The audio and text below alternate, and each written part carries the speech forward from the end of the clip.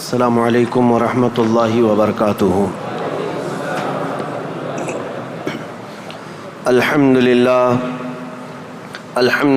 الحنان المنان الذي خلق الانسان وعلمه البیان، والصلاة والسلام على رسوله سید الانس والجان وعلى آلہ واصحابہ ذوی الخیر والاحسان، اما بعد فاعوذ باللہ من الشیطان الرجیم، بسم اللہ الرحمن الرحیم۔ ان الدین عند اللہ الاسلام، صدق اللہ مولانا العظیم۔ بارگاہ رسالت مآب صلی اللہ علیہ وسلم میں درود پاک کا ہدیہ پیش کریں۔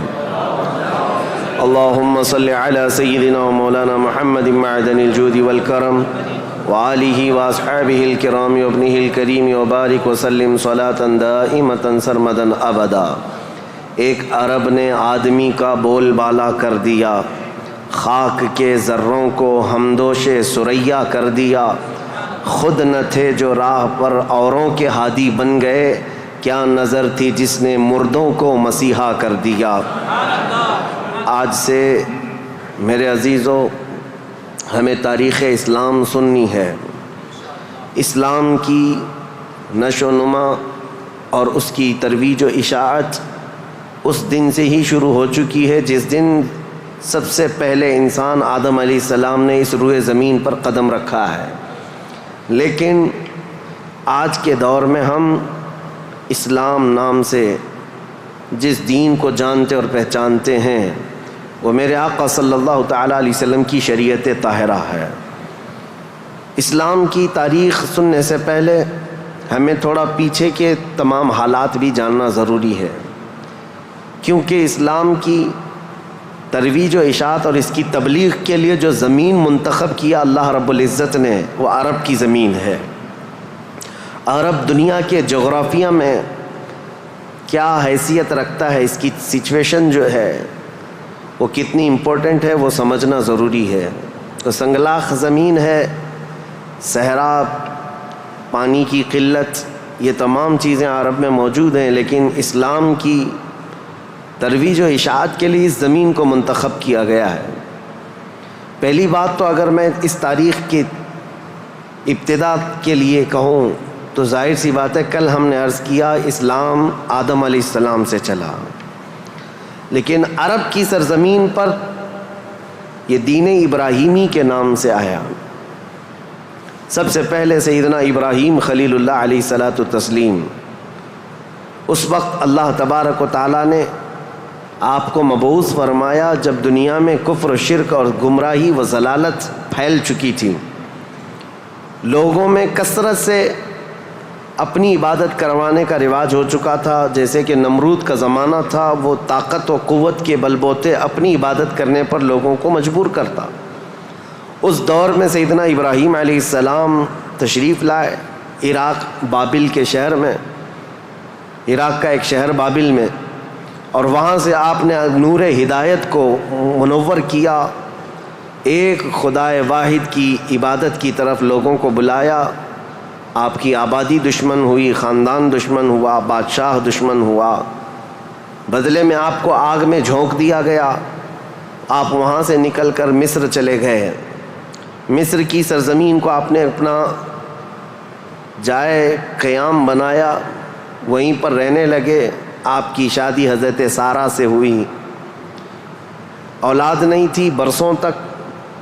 پھر حضرت ابراہیم علیہ الصلاۃ والتسلیم کی مخالفت میں بہت سارے لوگ تھے، حکمران تھے، بادشاہ تھے۔ ایک وقت ایسا آیا کہ مصر کا ایک بادشاہ جو آپ کی مخالفت میں بہت زیادہ آگے تھا، لیکن اللہ تعالیٰ نے اس کے سینے کو نور ہدایت سے روشن کیا، پھر وہ آپ کی عزت و تکریم کیا۔ پھر اس بادشاہ نے اپنی بیٹی ہاجرہ کو ابراہیم علیہ السلام کے ساتھ بیاہ کر دیا۔ شروع سے میں تاریخ میں چل رہا ہوں، سب کو ذہن حاضر رکھنا ضروری ہے کہ حضرت ابراہیم علیہ السلام کو حضرت ہاجرہ دوسرے نکاح میں آئیں، یہ بادشاہ کی بیٹی تھیں، اور ہوا یہ کہ دو بیویاں ایک گھر میں رہیں، معاملات الگ ہو جاتے ہیں۔ تو جب معاملات بدلنے لگ گئے تو حضرت ہاجرہ کہ گھر میں ایک بیٹا پیدا ہوا جو حضرت اسماعیل علیہ السلام ہے. تو حضرت ابراہیم علیہ السلام کو حکم الہی ہوا کہ اس ماں اور بیٹے کو الگ رکھا جائے اور پہلی بیوی کو الگ رکھا جائے. تو ابراہیم علیہ السلام حضرت سارہ کو مصر میں ہی چھوڑ دیے اور حضرت ہاجرہ اور حضرت اسماعیل علیہ السلام کو لے کر عرب کی سرزمین میں داخل ہوئے. یہاں سے عرب کی تاریخ شروع ہوتی ہے. عرب کی سرزمین کو آباد کرنے والے پہلے انسان ابراہیم علیہ السلام ہیں. عرب میں بھی ساری زمین کا انتخاب نہیں، عرب کا جو مرکزی علاقہ تھا وہ مکہ مکرمہ تھا. مکہ مکرمہ اور خانہ کعبہ جو آج جہاں پر ہے وہ دنیا کے مرکز میں واقع ہے، سینٹر میں واقع ہے. ابراہیم علیہ السلام وہاں تشریف لائے. اس وقت کوئی آبادی نہیں تھی، کسی کا گھر نہیں تھا، کوئی مکان نہیں. خانہ کعبہ پرانی شکل میں جو فرشتوں کا بنایا ہوا، آدم علیہ السلام کا بنایا ہوا، نوح علیہ السلام کا بنایا ہوا مٹی کی شکل میں موجود تھا. ابراہیم علیہ السلام وہاں پر اپنی بیوی اور اپنے بیٹے کو ایک چھوٹا سا گھر بنا کر دے دیتے ہیں، بغیر چھت کا مکان تھا. پھر اس کے بعد وہ وہاں سے چلے گئے، پھر دوبارہ آتے رہے جاتے رہے. اسماعیل علیہ السلام کی عمر جب سن بلوغت کو پہنچی تو ابراہیم علیہ السلام کو حکم ہوا کہ اس خانہ کعبہ کی تعمیر کی جائے. تو ابراہیم علیہ السلام نے اپنے بیٹے حضرت اسماعیل علیہ السلام کے ساتھ مل کر کے خانہ کعبہ کی تعمیر کی. آپ کو بانی کعبہ بھی کہا جاتا ہے. دو ہی باپ اور بیٹے نے مل کر پورے خانہ کعبہ کی تعمیر کی. اس کی دیواریں اونچی کی، جس کا ذکر قرآن پاک میں بھی موجود ہے. اس ایک پتھر پر کھڑے ہو کر کے آپ تعمیر کرتے تھے، جس کو آج مقام ابراہیم کہا جاتا ہے. پتھر جیسے جیسے دیواریں بلند ہو جاتا، جب آپ کے اترنے کا وقت ہوتا پتھر نیچے ہو جاتا. جب تعمیر مکمل ہو گئی خانہ کعبہ کی تو پھر ابراہیم علیہ السلام نے دعا کی کہ اللہ اس آبادی کو ہری بھری کر دے، شاد و آباد کر دے، اور یہاں رہنے والوں کو ہر قسم کے پھل اور میوہ جات سے تو ان کو رزق عطا فرما. آپ کی دعا قبول ہوئی. جو بے آباد علاقہ تھا، اب سنیں تاریخ کہاں سے شروع ہو رہی ہے. بے آباد علاقہ، کوئی آبادی نہیں تھی. ایک قبیلہ آیا جو تجارت کے لیے کہیں کا سفر کر رہا تھا. چونکہ وہاں پر زمزم کا کنواں بھی تھا. تاریخ میں آپ کو پتہ ہے حضرت اسماعیل علیہ السلام کی ایڑیوں سے زمزم کا کنواں نکلا، اور وہ پانی کا سوتا چشمہ ایسا تھا کہ کنٹینیو جاری، بلکہ آج تک جاری ہے. تو ایک قبیلہ وہاں سے سفر کر رہا تھا جس کو قبیلہ بنو جرہم کہا جاتا ہے. وہ وہاں کی خوبصورتی کو دیکھ کر، وہاں کے پانی کی فراوانی کو دیکھ کر وہیں پڑاؤ ڈال لیے اور وہیں رہ گئے، بس گئے. یہ پہلا قبیلہ ہے جو مکہ میں آباد ہوا، قبیلہ بنو جرہم. پھر حضرت اسماعیل علیہ السلام نے اسی قبیلے کی ایک لڑکی سے شادی بھی فرمائی، اور حضرت اسماعیل علیہ السلام کے گھر میں 12 بیٹے پیدا ہوئے. آپ کی اولاد اب بڑھتی گئی. عرب سرزمین میں سب سے پہلی یہ نسل ہے، عرب کو آباد کرنے والی پہلی نسل اسماعیل علیہ السلام کی ہے. قبیلہ بنو جرہم کے ساتھ آپ آباد ہوئے مکہ مکرمہ میں. اب ان کی نسل اتنی بڑھتی گئی کہ اسماعیل علیہ السلام کے بیٹے تھے نابت. ان کے ہاتھ میں خانہ کعبہ کی تولیت آئی. خانہ کعبہ کی حفاظت اور اس کی ذمہ داریوں کا یہ سارا انتظام آپ کا تھا. چند دنوں کے بعد پھر ایسا ہوا کہ قبیلہ بنو جرہم کے لوگوں نے، جو حضرت اسماعیل علیہ السلام کے سسرال تھے، خانہ کعبہ کی تولیت پر انہوں نے قبضہ کر لیا. اسماعیل علیہ السلام کی اولاد نے کوئی بھی ان کے ساتھ جھگڑا نہیں کیا، کسی بھی طرح کا برا برتاؤ نہیں کیا، کیونکہ ننیحال کے تھے. تو کئی سالوں تک قبیلہ بنو جرہم کا خانہ کعبہ پر قبضہ باقی رہا، لیکن انہوں نے بدعنوانیاں شروع کر دیں. خانہ کعبہ کے پاس لوگ جو دور دور سے آتے تھے دنیا میں، حاجی، اس وقت بھی ہر سال حج ہوا کرتا تھا، ان کے ساتھ برا سلوک کرنا، ان سے چڑھاوے لینا، ان سے زیادہ مانگ کرنا، یہ سب چیزیں ہونے لگی. تو پھر حضرت اسماعیل علیہ السلام کی اولاد نے دوبارہ خانہ کعبہ کی تولیت اپنے ذمے لے لی. تولیت کہتے ہیں ذمہ داری، جس سے متولی کہا جاتا ہے. جیسے مسجد کا متولی ہوتا ہے، تولیت اسی کو کہتے ہیں، خانہ کعبہ کی خدمت کی ذمہ داریاں۔ اب یہ زمانہ چلتا رہا، میں آپ کو پہلے یہ خاندانی معاملات بتا رہا ہوں، اس کے بعد پھر یہاں کے سیاسی حالات بھی بتاؤں اور پھر مذہبی حالات بھی آپ کو بتاؤں، تاکہ اسلام کی تاریخ کو سمجھنے کے لیے اس کا بیک گراؤنڈ بھی سمجھنا بہت ضروری ہے، پس منظر کیا تھا یہ معلوم ہونا ضروری ہے۔ اب اسماعیل علیہ السلام کی اولاد میں عدنان ایک شخص پیدا ہوئے جو آل اسماعیل میں بہت ہی معزز انسان تھے۔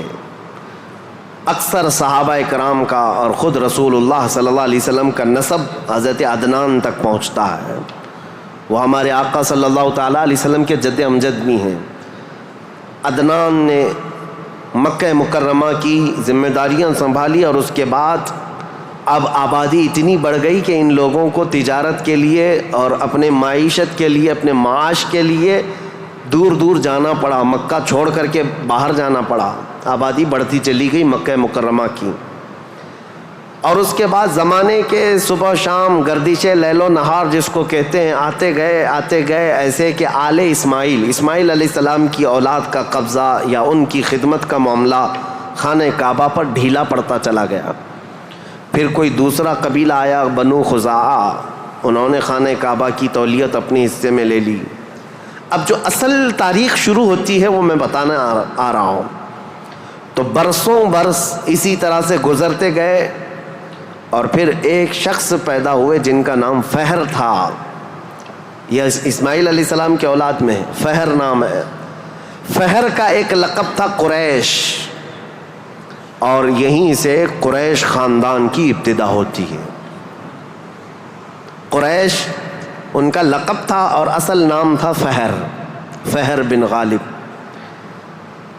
تو حضرت فہر جو رسول اللہ صلی اللہ علیہ وسلم کے پردادا ہوتے ہیں، یہ پیدا ہوئے اور ان کی اولاد ہوئی، اور اس کے بعد اب قریش خاندان کی ابتدا ہوئی، لیکن جگہ جگہ یہ لوگ منتشر ہو گئے، کچھ مکہ میں رہے، کچھ باہر رہے، لیکن خانہ کعبہ کی تولیت کی اور وہاں کا سارا قبضہ جو ہے بنو خزاعہ قبیلے کے ہاتھ میں تھا۔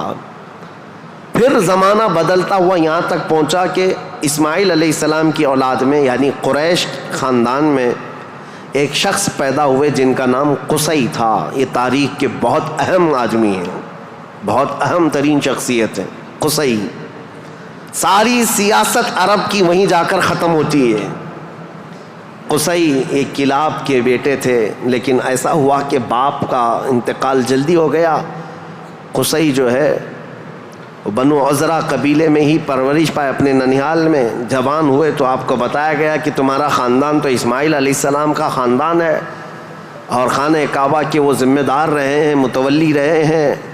تو وہ اپنے ننیال کو چھوڑ کر کے جب مکہ آئے تو قصی یہ جوان تھے، بھرے جوان تھے۔ آتے ساتھ ان کے اندر وہ ہنر تھا، پیشانی میں وہ چمک تھی کہ جو دیکھتا دیکھتا رہ جاتا۔ ظاہر سی بات ہے وہ چمک کسی اور کی نہیں تھی، وہ نور مصطفیٰ کی تھی۔ قصی نے آتے ساتھ ہی لوگوں کو اپنی طرف مائل کر لیا، لوگ جوق در جوق قصی کے گرویدہ ہو گئے۔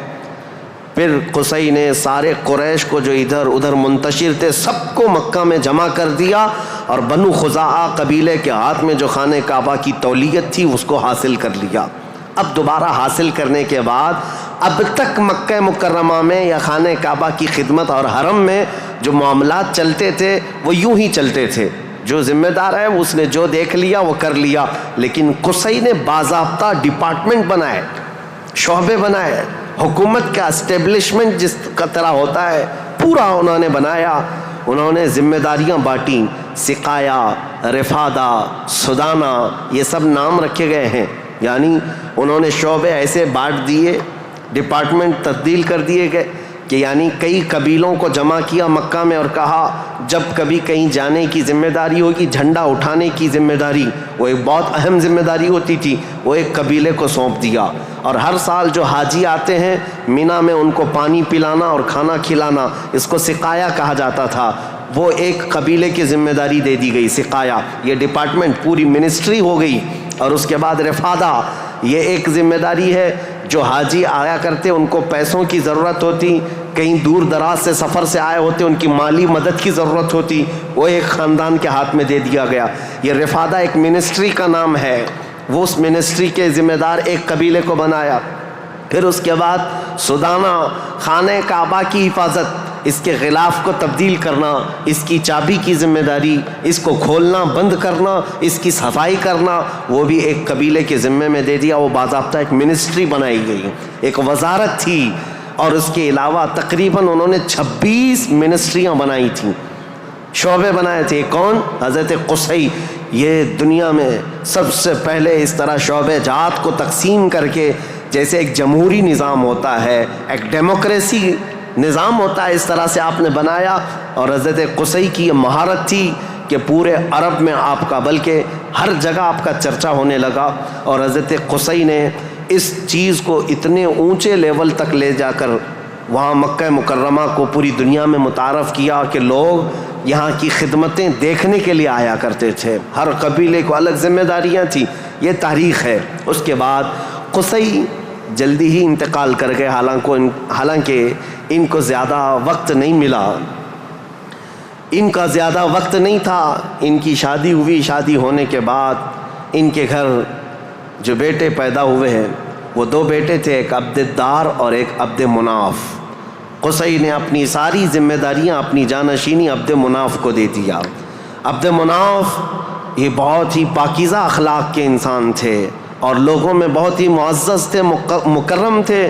عبد مناف کے ذمے میں جو کام آئے تھے وہ جس طرح ان کے باپ قصی نے بانٹے تھے۔ اس کے بعد عبد مناف کے بیٹے پیدا ہوئے جو عرب قبیلوں میں نہیں، قریش خاندان میں سب سے افضل انسان سمجھے جاتے تھے، وہ حضرت ہاشم ہیں۔ ہاشم، ان کا لقب ہاشم اس لیے تھا کہ یہ اتنے فیاض تھے، اتنے سخی تھے کہ اپنا مال کا اکثر حصہ پورا حاجیوں کو کھلانے میں تقسیم کرتے تھے۔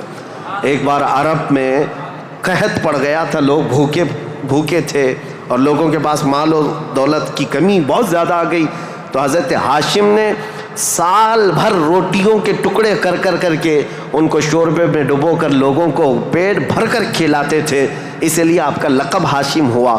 ہاشم اس ذمہ داری کو اس طرح سے سنبھالتے ہیں کہ خانہ کعبہ کی تولیت وغیرہ عبد الدار کے پاس تھی۔ سقایہ، رفادہ، جس کو میں ابھی نام دے کر کے جو منسٹریاں بتایا کہ یہ الگ الگ قبیلوں کے ذمے تھی، تو عبد الدار جو ایک ان کے پردادا کے ہی خاندان میں لوگ تھے، انہوں نے بدعنوانیاں شروع کی تھیں، ٹیکس لگایا، حاجیوں سے پیسہ لیا، یہ تمام چیزیں ہونے کی وجہ سے حضرت ہاشم نے وہ ذمہ داریاں بھی اپنے ہاتھ میں لے لیں۔ اب قریش خاندان میں حضرت ہاشم کے پاس جو ذمہ داریاں تھیں وہ یہ تھیں کہ آپ رفادہ یعنی حاجیوں کو مالی مدد دینے کے بھی آپ ہی ذمہ دار تھے، سقایہ، مینا میں حاجیوں کو پانی پلانے کے ذمہ دار بھی آپ ہی تھے، اور سدانہ، خانہ کعبہ کی چابی اور کلید بردار جو کہتے ہیں وہ بھی ذمہ داریاں آپ نے لے لی تھی۔ اتنا ہی نہیں، ندوہ ایک وہاں کی ایسی بیٹھک کا نام ہے جو عدالت بھی ہے، پارلیمنٹ بھی ہے، مشورے کی جگہ ہے، جہاں سب کے فیصلے کیے جاتے تھے، وہ بھی حضرت ہاشم کے ذمے میں تھی۔ حضرت ہاشم، ان کا بھی معاملہ ایسا ہوا کہ انہوں نے شادی فرمائی اور ان کے ہاں ایک ہی بیٹا پیدا ہوا جن کا نام شیبہ تھا۔ حضرت ہاشم کے گھر ایک بیٹا پیدا ہوا شیبہ، اور اس کے بعد حضرت ہاشم کا انتقال ہو گیا۔ شیبہ بچپن میں ہی اپنے باپ سے محروم ہوئے، اور ان کے چچا تھے مطلب، جن کا نام تھا، ہاشم کے بھائی، سگے بھائی تھے۔ مطلب نے یہ شیبہ کو گود لے لیا اور پرورش کی، اور اتنی اچھی پرورش کی کہ لوگ جو ہے شیبہ کو ان کے اصلی نام کی بجائے مطلب کا غلام یا مطلب کا بیٹا کہتے ہوئے عبد المطلب ہی کہنے لگ گئے۔ یہ عبد المطلب میرے آقا صلی اللہ تعالیٰ علیہ وسلم کے سگے دادا ہیں، عبد المطلب، ان کا اصل نام شیبہ ہے۔ اب یہ خانہ کعبہ کی تولیت کی ذمہ داری سب سے لمبے عرصے تک سنبھالنے والے یہی ہیں، کافی لمبا ٹائم ان کو ملا۔ عبد المطلب کے زمانے میں ہی وہ اصحاب فیل کا واقعہ پیش آیا، جو ابرہہ بادشاہ خانہ کعبہ کو ڈھانے آیا تھا، یہ حضرت عبد المطلب کے زمانے میں پیش آیا۔ حضرت عبد المطلب کے بھی تقریباً کافی اولاد ہوئیں، بیٹے ہوئے 12 کے قریب ان کی بھی اولاد ہوئیں. آپ نے ایک منت مانی تھی کہ اگر میں اپنے سارے بچوں کو جوانی کے حالت میں دیکھ لوں تو ان میں سے ایک بیٹا اللہ کی راہ میں قربان کر دوں گا. جب سارے بچے آپ کے جوان ہو گئے تو حضرت عبد المطلب خانہ کعبہ کے پاس گئے اور اس کے بعد آپ نے قرعہ اندازی کی اپنے بیٹوں کے نام نکال کر کے کہ کس بیٹے کا نام نکلے گا جس کو قربان کیا جائے. تو آپ نے جب قرعہ اندازی کی تو آپ کے چھوٹے بیٹے حضرت عبداللہ کا نام نکلا. قربانی کے لیے حضرت عبداللہ کا نام نکلا. حضرت عبد المطلب کے وہ سب سے زیادہ محبوب تھے، نور نظر تھے. آپ نے سارے لوگوں سے مخاطب ہو کر کے کہا کہ اس مسئلے کو کیسے حل کریں. تو سارے لوگوں نے کہا کہ اللہ رب العزت کے معاملات اللہ کے حوالے اس کو چھوڑ دو. پھر آپ نے خواب میں دیکھا کہ اس کا معاملہ ایسا ہے کہ اپنے اس نور نظر محبوب بیٹے کی قربانی کی بجائے ان کی جگہ 100 اونٹ قربان کر دیے جائیں. تو 100 اونٹ قربان ہوں گے لیکن آپ کے بیٹے کی قربانی بھی مان لی جائے گی کہ آپ نے بیٹے کو بھی قربان کیا. آپ نے حضرت عبداللہ کی جگہ پر 100 اونٹ قربان کیے. اسی لیے تو میرے آقا صلی اللہ علیہ وسلم نے ایک حدیث میں فرمایا ہے انا ابن الذبیحین، اے لوگوں میں 2 ذبیحوں کا بیٹا ہوں. ایک ذبیح اسماعیل علیہ السلام ہے، دوسرے ذبیح میرے باپ عبداللہ ہیں. یہ رسول اللہ صلی اللہ علیہ وسلم نے فرمایا کہ اب یہ حضرت شیبہ حضرت عبد المطلب جو خانہ کعبہ کی تولیت کو سنبھالتے رہے، یہ تاریخ یہاں تک آئی. آل اسماعیل ہیں، یہ اسماعیل علیہ السلام کی اولاد. تاریخ کو میں نے شروع کیا تھا حضرت ابراہیم علیہ السلام سے.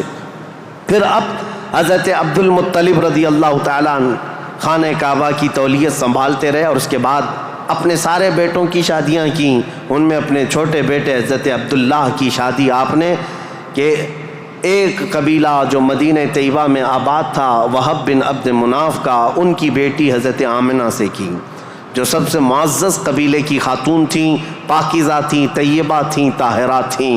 رسول پاک صلی اللہ تعالیٰ علیہ وسلم کے والد ماجد عبداللہ نے حضرت آمنہ سے شادی کی. یہ شادی بھی بڑی مشہور شادی ہوئی کیونکہ حضرت عبداللہ کو کئی عورتیں دیکھتی تھیں اور شادی کی خواہش رکھتی تھیں. مکہ میں کئی لوگوں نے پیغامات دیے تھے اور اس کے بعد جب حضرت آمنہ سے انہوں نے شادی کی تو ایک خاتون ہے جو حضرت عبداللہ کی شادی کے لیے بہت کوشش میں لگی تھی. انہوں نے حضرت عبداللہ کو دیکھا اور اس کے بعد کہا شادی کے بعد تمہاری پیشانی پر کوئی چیز چمکتی تھی وہ اب نظر نہیں آتی ہے، پہلے میں دیکھا کرتی تھی، جس پر میں گرویدہ تھی میرے عزیزو وہ چمک اور وہ نور کوئی اور نہیں میرے مصطفیٰ کا نور نبوت تھا جو آدم علیہ السلام سے چلتا ہوا آیا ہے اور ان کے باپ حضرت عبداللہ تک آیا.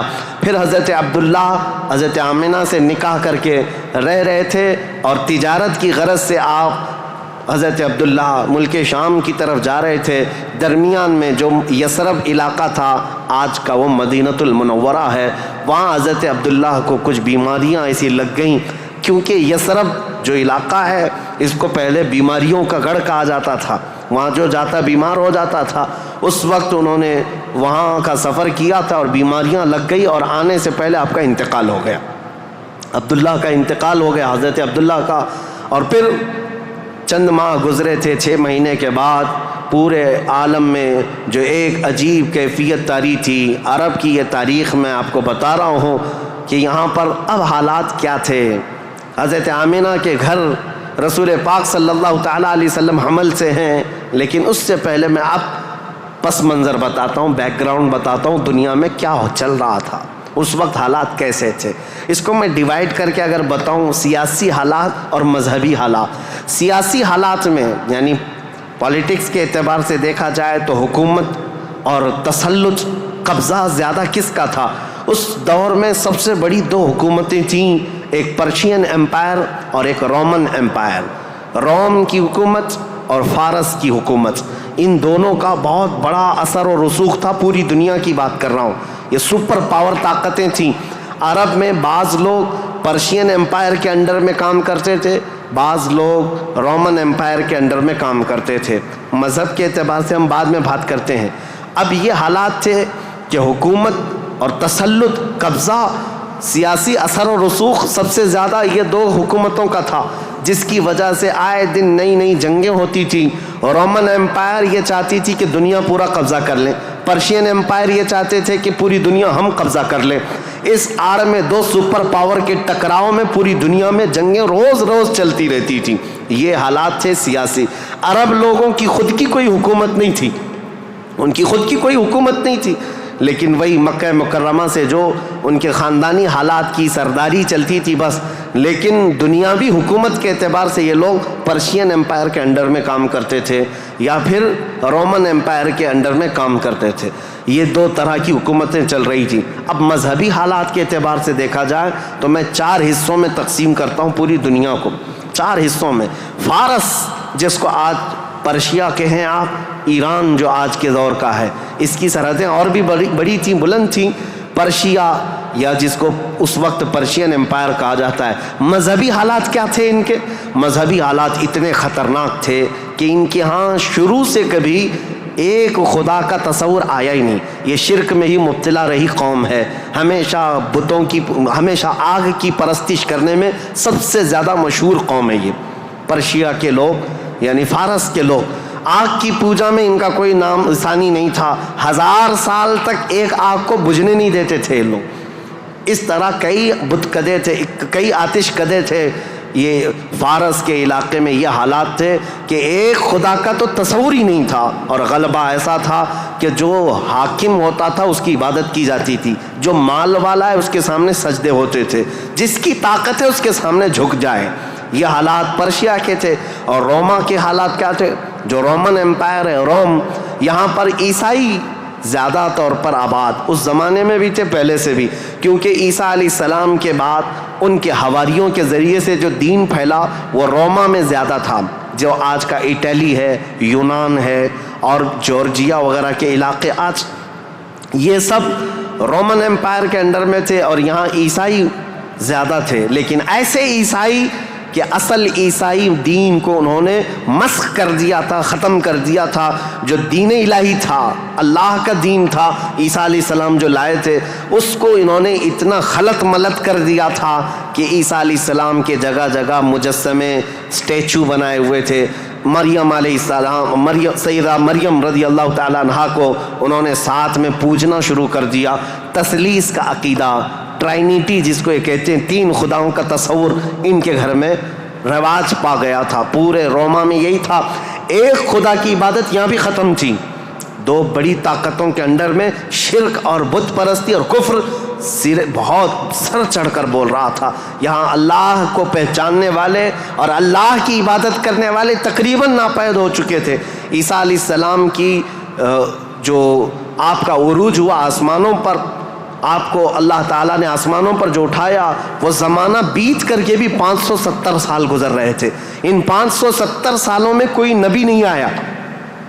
عیسیٰ علیہ السلام کے بعد سے لے کر 570 سال کا زمانہ، اس کو زمانہ فترت کہا جاتا ہے. زمانہ فترت 2 نبیوں کے بیچ کے زمانے کو کہتے ہیں. اس بیچ میں کوئی نبی نہیں آیا، جس کی وجہ سے حالات اتنے گمبھیر تھے. پرشیا کے حالات میں نے بتایا، جگہ جگہ آگ کی پوجا، آگ کی پوجا، آگ کو ہی طاقتور مانا جاتا. اور روما میں تھا، عیسائی تو تھے لیکن ایسے کہ ٹرائنیٹی کا عقیدہ، مریم بھی خدا ہیں، عیسیٰ بھی خدا ہیں اور وہ بھی خدا ہے. 3 خداؤں کی عبادت. اور اس کے علاوہ راہبوں کا، پادریوں کا حال تو یہ تھا، اللہ کی پناہ، وہاں کے جو عبادت خانے تھے، جو چرچ تھے، جو کلیسا تھے، وہ عبادت کے نہیں تھے، وہ عیاشیوں کے اڈے تھے. کوئی عورت جاتی تو ان کے ہاتھ میں بچ کے باہر نہیں آتی، اس کے ساتھ وہ منہ کالا کر لیتے. یہ جو بڑے بڑے راہب تھے ان کا حال یہ تھا. اور وہ سیاست میں بھی اس طرح ملوث تھے کہ جب تک کنیسہ میں یعنی چرچ میں کوئی شخص مال نہ لا کر کے دے، اس کے لیے بد دعائیں کرتے تھے، اس کی تباہی کا انتظام کرتے، بلکہ فوج کی سرکشی کے ساتھ ایسے لوگوں کو مار کر ختم بھی کر دیتے تھے. اور اس کو کہتے تھے کہ یہ جس کو جس طرح آج ہم یہاں پر دیکھ رہے ہیں دھرم دروہی ہے، دین چھوڑا ہوا آدمی ہے. یہ عیسائیوں کا تسلط ایسا تھا، ان کا قبضہ ایسا تھا، پادریوں کا عیاشی کے اڈے بنا دیے گئے تھے. جتنے وہ عبادت خانے تھے، جتنے عبادت خانے تھے وہ عیاشیوں کے اڈے بنے ہوئے تھے. اور ان کے ہاں یہ سب چیزیں عام. جو اخلاق دینے آئے تھے، جو اچھا مزاج دینے آئے تھے، وہی ان کے علماء، ان کے راہب پورے ایسے تسلط کے ساتھ گندگیاں پھیلا چکے تھے. یہ روما کے حالات تھے, پرشیا کے حالات وہ تھے. اب دنیا میں تیسرا ایک بڑا طبقہ جو اپنا اثر رکھتا تھا, اپنا رسوخ رکھتا تھا, وہ ہندوستان کا تھا.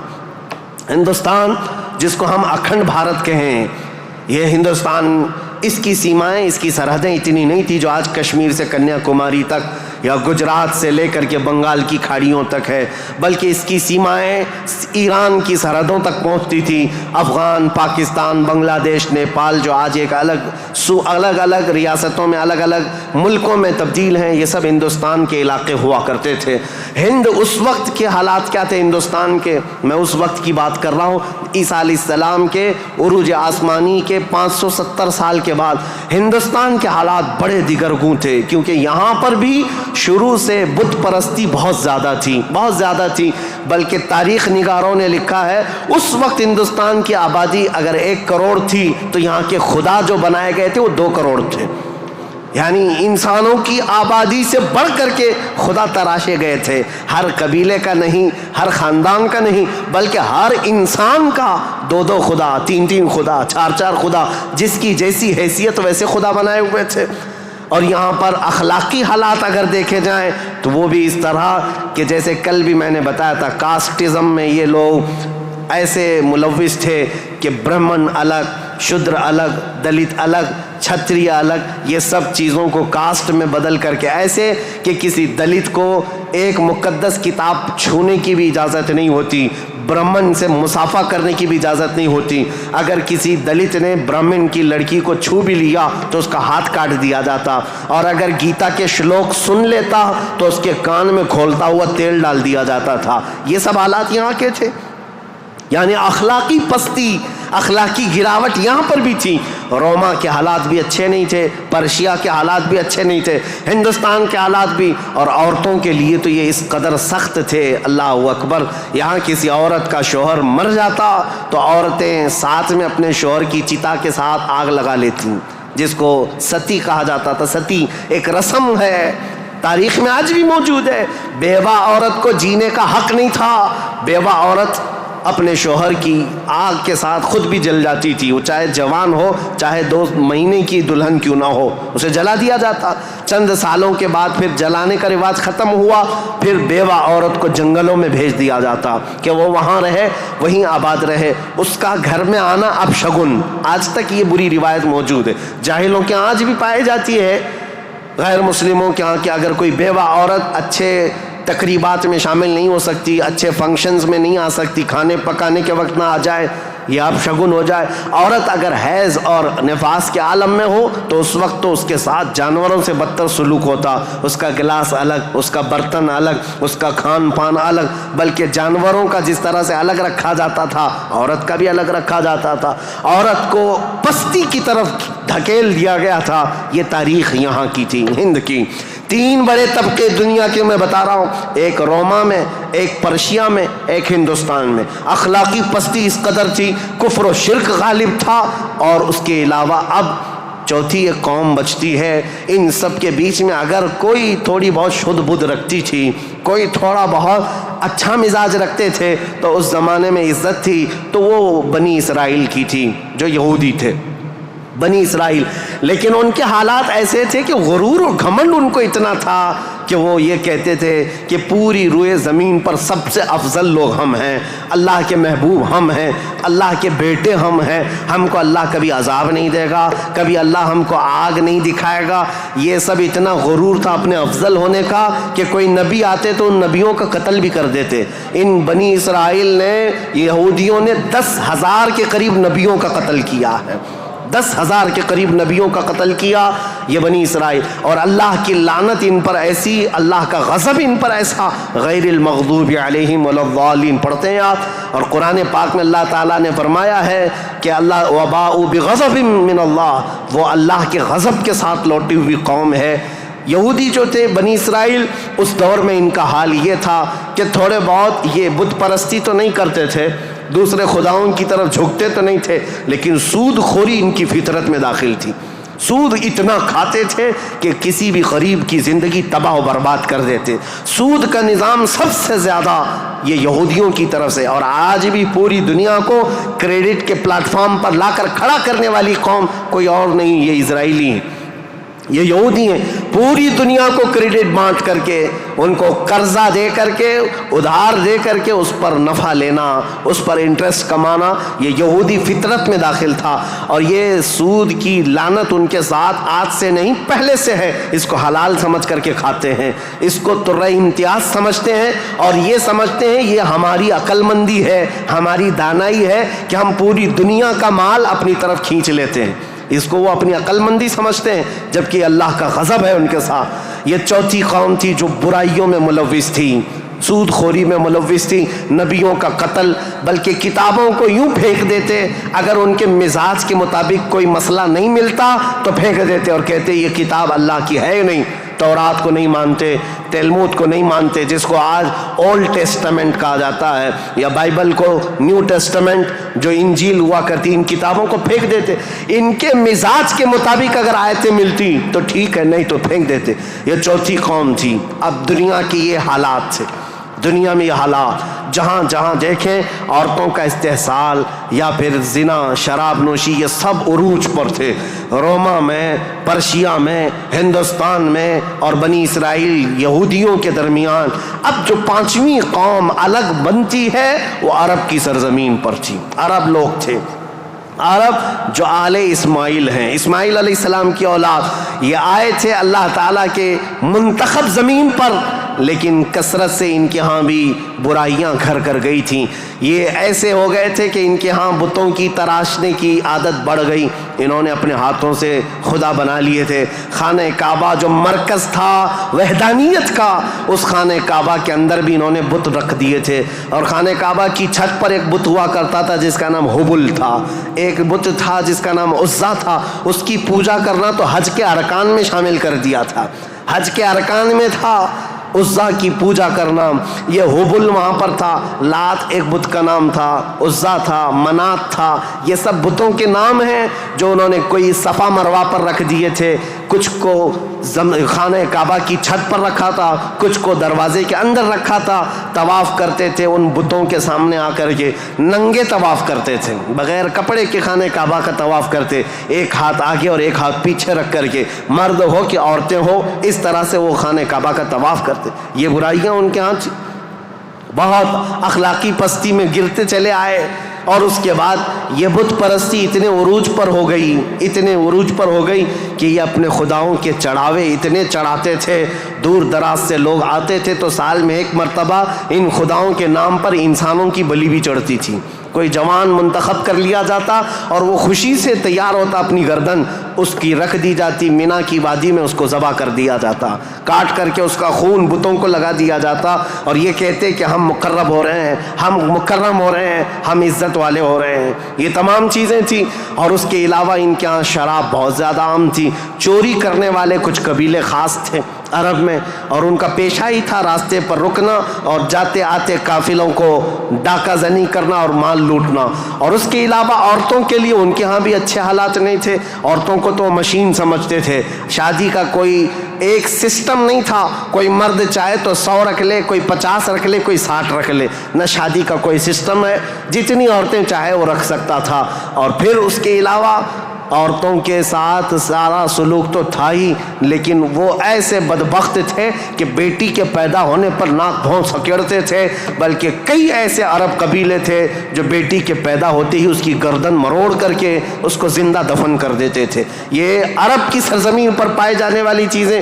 شراب کو 60 سال 70 سال پرانی شراب جمع کر کے پینے کو فخر محسوس کرتے. اور جوا ایسے کھیلتے تھے، ایسے کھیلتے، حرم کی سرزمین پر جوا کھیلتے. اور بازی میں کیا کیا لگاتے. بازی میں صرف پیسہ نہیں لگاتے، اپنی عورتیں بھی بازی میں ہار دیتے تھے. کوئی جوے میں کسی کی عورت جیت لیتا، کسی کی بیٹی جیت لیتا، کوئی کسی کی بہن جیت کر کے آتا. یہ قمار بازی، یہ جوا بازی اس قدر عام تھی. میں نے دنیا کے یہ سطحی حالات مختصر انداز میں آپ کے سامنے رکھے. سیاسی حالات میں اثر و رسوخ 2 طاقتوں کا تھا، پرشین امپائر اور رومن امپائر. مذہبی حالات میں الگ الگ تھے. ہندوستان کے حالات کیا تھے اور پرشیا کے، روما کے، اسرائیل کے. اسرائیل اس وقت تھا نہیں، اگرچہ بیت المقدس ان کے ہاتھ میں نہیں تھا، لیکن یہ جگہ جگہ بکھرے ہوئے لوگ تھے یہودی. ان کے حالات بھی اچھے نہیں تھے، عربوں کے حالات بھی اچھے نہیں تھے. یہ اس قدر کفر و شرک کے مینارے بلند تھے. اللہ کہنے والی قوم پوری دنیا میں ڈھونڈنے پر بھی کہیں نہیں تھی. ایک خدا کی عبادت کرنے والی مجموعی طور پر کوئی قوم آباد نہیں تھی. ایک قائد کے اندر، ایک امام کے پیچھے چلنے والی قوم کہیں نہیں تھی. ہر ایک نے اپنے خدا بنائے. کچھ لیڈروں کی پوجا، کچھ حکمرانوں کی عبادت. کچھ جگہ پر ایسے حالات ہندوستان میں تھے کہ اپنے ہی آلہ تناسل کی پوجا کرنے، عورتوں کی شرمگاہوں کی پوجا، مردوں کی شرمگاہوں کی پوجا جو آج تک چلی آ رہی ہے. یہ اس قدر گرے ہوئے حالات تھے کہ چوہے سے لے کر بلی تک، بلی سے لے کر سانپ بچھو تک کوئی خدا ہونے سے بچ نہیں سکا ان کے ہاتھوں میں. سب خدا بنا لیے. ان کثیر گمراہیوں کے حالات میں بتاؤ میرے عزیزو، مشیت ایزدی کو جلال آ ہی گیا. رب ذوالجلال کے رحمت میں جوش تلاطم آ ہی گیا. جب حالات اس قدر دیگرگو خراب تھے تو پھر رب ذوالجلال نے اس زمانے فطرت کو ختم کرتے ہوئے عیسیٰ علیہ السلام سے جو زمانہ چل رہا تھا، 570 سال گزر گئے، اللہ نے کوئی نبی نہیں بھیجا. حالات جب اس قدر خراب ہو گئے، رب ذوالجلال کی مشیت کو، اس کی رحمت کو جوش آیا. پھر مولا نے مکہ مکرمہ کی سرزمین کو منتخب کیا، اور پھر اللہ نے اس سرزمین کو منتخب کرتے ہوئے عظیم خاندان قریش کو منتخب کیا. قریش کے خاندان میں سے اللہ نے بنو ہاشم کو منتخب کیا. بنو ہاشم سے عبد المطلب اور عبداللہ کے گھر کو منتخب کیا. عبداللہ کے گھر سے بی بی آمنہ کے بطن کو منتخب کیا. اور پھر رب ذوالجلال نے تاریخ کی ان کالے اندھیروں کو ہمیشہ کو ختم کرنے کے لیے بی بی آمنہ کے بطن سے 12 ربیع الاول کو نور نبوت کو ظہور فرمایا، نور نبوت کو ظاہر فرمایا. تاریخ کا یہ وہ دن ہے جو پوری دنیا کا انقلاب لا چکا تھا. ایسی روشنی لا چکا ہے، ایسی روشنی کہ میں نے تقریر شروع کرنے سے پہلے ہی یہ بات عرض کر دی تھی. ایک عرب نے آدمی کا بول بالا کر دیا، خاک کے ذروں کو ہمدوش ثریا کر دیا. خود نہ تھے جو راہ پر اوروں کے ہادی بن گئے، کیا نظر تھی کہ جس نے مردوں کو مسیحا کر دیا. یہ سارا نور نبوت کا کمال ہے. یہاں سے تاریخ اسلام کی اب باضابطہ شروعات. اس لیے مجھے یہ پس منظر بیان کرنا ضروری تھا، یہ بیک گراؤنڈ بتانا ضروری تھا. سیاسی حالات کیا تھے، مذہبی حالات کیا تھے. اب تھوڑا جغرافیائی حالات بھی میں آپ کو بتا دوں. عرب کی لوکیشن کیا ہے. عرب کا لوکیشن جو ہے وہ دنیا کے بیچوں بیچ واقع ہے. عرب ایسی جگہ پر واقع ہے، اس کا 3 حصہ سمندروں سے ملا ہوا ہے اور 1 حصہ خشکی سے ہے. سمندر بھی بڑے بڑے سمندر اس کو گھیرتے ہیں. ویسٹ کی طرف قلزم سی جس کو کہتے ہیں بحیرہ قلزم، یہ آباد ہے. اور میڈیٹرین سی جس کو بحیرہ روم کہا جاتا ہے یا بحر متوسط کہتے ہیں، یہ پورا سمندر عرب سے لگتا ہے. اور اس کے ایسٹ کی طرف، مشرق کی طرف ہند مہاساگر جس کو کہتے ہیں انڈین اوشین، یہ آباد ہے. اور اس کے علاوہ اس کے جنوب کی طرف بھی انڈین اوشین ہے. یہ سمندر پورا گھیرا ہوا ہے عرب. اور جو شمال کا حصہ ہے، جو خشکی ہے، یہ ملک شام، یمن اور عدن یعنی اردن تک پھیلا ہوا اس کا حصہ ہے. اب اس کی جغرافیائی حالت یہ تھی کہ عرب کے اندر کثرت سے زمین پہاڑیاں رکھتی ہے آج بھی. اگرچہ مکہ میں انہوں نے کھود کھود کر پہاڑیوں کو ختم کیا ہے، لیکن آپ کو ایک سروے کے مطابق میں بتاؤں، آج کے فی الواقع عرب شریف کے اندر 20 لاکھ پہاڑیاں ہیں. 20 لاکھ پہاڑیاں، سلسلہ ہے پہاڑیوں کا. پوری زمین سنگلاخ ہے. پہاڑیاں ایسی نہیں کہ نرم و نازک پہاڑیاں جس پر میوہ اگتے ہوں، بڑے بڑے درخت اگتے ہوں، نہیں، پتھروں کی پہاڑیاں ہیں، کالے کالے پتھر. بعض پہاڑیاں تو ایسی ہیں جو آتش فشاں ہیں، یعنی جو شعلے اگلتی ہیں، آگ اگلتی ہوئے پہاڑیاں موجود ہیں. عرب کی سرزمین ان پہاڑیوں سے بھری ہوئی ہے. اور ندی کے نام پر کوئی ندی نہیں. پانی کی قلت بہت کثرت سے، اگرچہ 3 طرف سے سمندر ہے لیکن زمین ایسی خشک ہے کہ عرب میں کوئی سرزمین پر سبزہ نہیں اگتا تھا، کھیتی باڑی نہیں ہوتی تھی. بارش کا حال یہ ہے کہ سال میں اگر 2-4 دن آ گئی تو ٹھیک ہے. ہمارے ہاں تو باضابطہ موسم چل رہا ہے، وہاں موسم آیا ہی نہیں کرتا، کبھی بوندا باندی ہو گئی. یہ برسوں سے ہے. عرب کی سرزمین خشک ہے اور ہوا اور وہاں کی فضا کے اعتبار سے نہایت ہی گرم مانی جاتی ہے، گرم مانی جاتی ہے. آج اس سال ہم لوگوں نے حج کی سعادت جو حاصل کی، عرفات کے میدان میں 48 ڈگری چل رہی تھی گرمی. 48 ڈگری کی گرمی میں حاجیوں نے حج ادا کیا ہے. ہمارے یہاں 37 ڈگری 38 ڈگری آ جائے تو ہا ہو کرتے ہیں اور ہم باہر نکلنے کو پسند نہیں کرتے. وہاں 48 ڈگری میں بغیر چھت کے حجاج کرام حج کرتے رہے. اسی لیے عربوں کی سرزمین جو ہے نہایت گرم مانی گئی ہے. سرزمین پتھریلی اور زمین سوکھی، سبزہ نہیں اگاتی، بارش نہیں آتی، اوپر سے گرمی اتنی پھینکتا ہے سورج، چلچلاتی ہوئی دھوپ. اس فضا کا اثر طبیعت پر ہوتا ہے. آپ یہ سوچ رہے ہوں گے کہ یہ ویدر بتانے کی ضرورت آج کیا ہے؟ ضرورت ہے. موسم کے اعتبار سے انسانوں کی طبیعت میں فرق آتا ہے.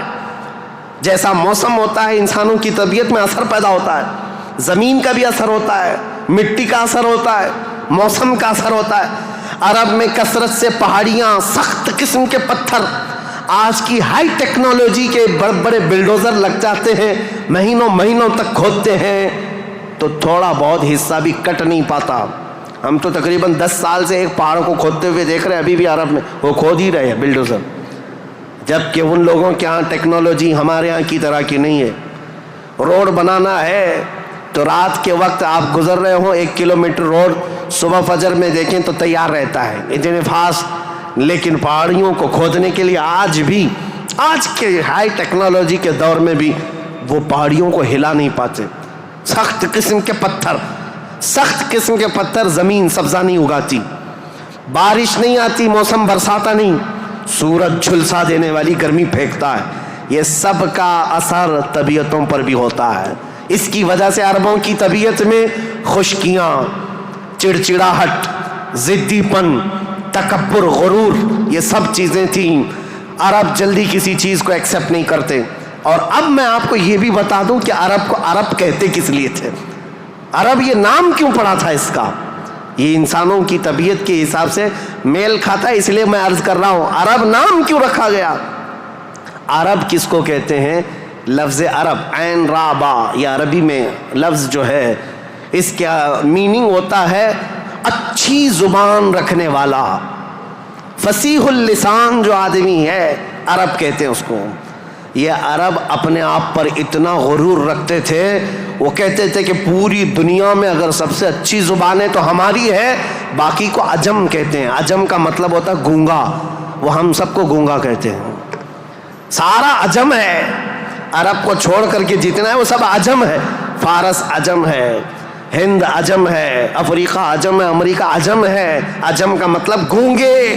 عرب لوگ اپنے آپ کو صرف زبان والا کہتے اور باقی پوری دنیا کو گونگا سمجھتے تھے.